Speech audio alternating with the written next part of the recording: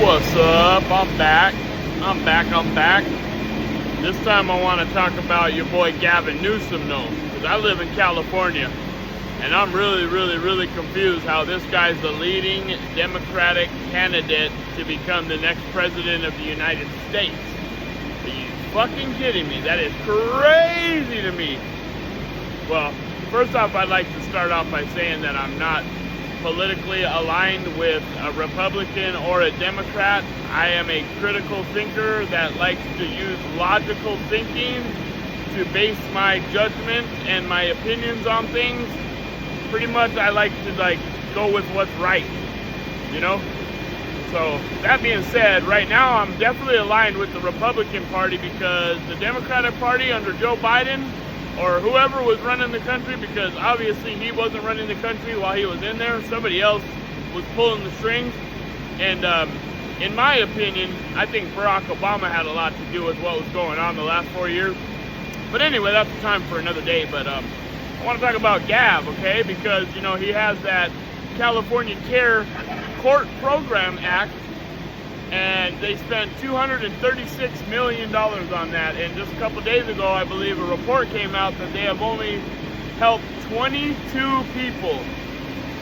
22 people were helped with a $236 million initiative.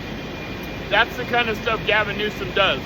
He has no policy to run on because he just is a big scam. He's a joke. And another one of his greatest accomplishments was in 2003, he passed the same-sex marriage law in San Francisco. That was a big thing, right? But when you finally start understanding that all this stuff that he does is coordinated, like he was related to Nancy Pelosi indirectly through a marriage back in the day. He's not her blood relative, but he's associated to her by marriage. They are no longer married, but they still are associated with each other. So him being linked to Nancy Pelosi, man, that's a lot of craziness right there. But let's get on to some more Gavin Newsome stuff, okay? So we had the Palisade fire last year, January 7th, 2025, right? And I believe over 18,000 structures were burnt down in that fire, okay? 18,000 structures, you guys. That is a lot of homes, okay? And right now, they are fighting over permits and stuff. And in my opinion, we don't need to be fighting over permits right now. We need to actually get these people building their homes or businesses or whatever had burned down over there, okay? We need to get these people back into their establishments because a lot of the insurance companies dropped these people. So they're not even going to be covered. They lost everything. Literally, they lost everything.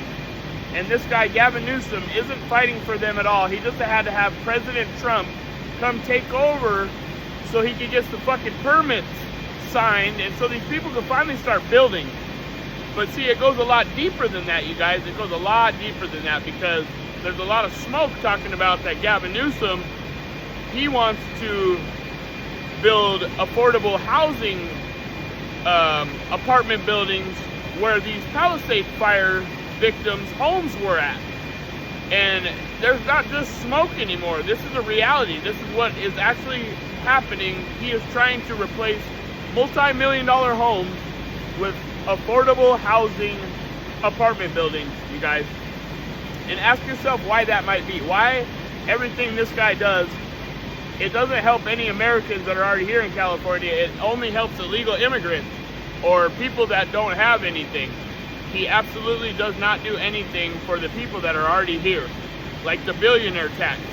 Any business that's here right now, he's trying to push through a billionaire tax so they get taxed extra to try to cover for all the wasteful spending this guy spends. Like, the guy doesn't know how to manage money at all. It's just crazy to me that somehow he's the Democratic candidate right now that is in the lead for the presidency of the United States of America, you guys. The most powerful fucking job. And this guy, a George Soros funded idiot, is the guy that they want in charge. I'm not very excited at all, you guys. I'm not very excited at all. But yeah, so there's all that, but all it really boils down to is the no voter ID stuff. Whether anybody wants to talk about it or not, it boils down to them, the Democratic Party are trying to rig the elections, and they want to secure votes. That's the only logical explanation as to why they do not want voter ID. And if somebody can tell me anything else, please drop it in the comments below right now. If there's another reason that they are protecting illegal immigrants and they want them to be able to vote, if somebody can tell me another logical explanation other than they are trying to secure votes, please let me know in the comment section below. Drop them in there, please. I want to respond to every one of you guys, okay? Thank you for looking at my videos. I got a lot more coming, you guys, because I got a lot of thoughts up in this head.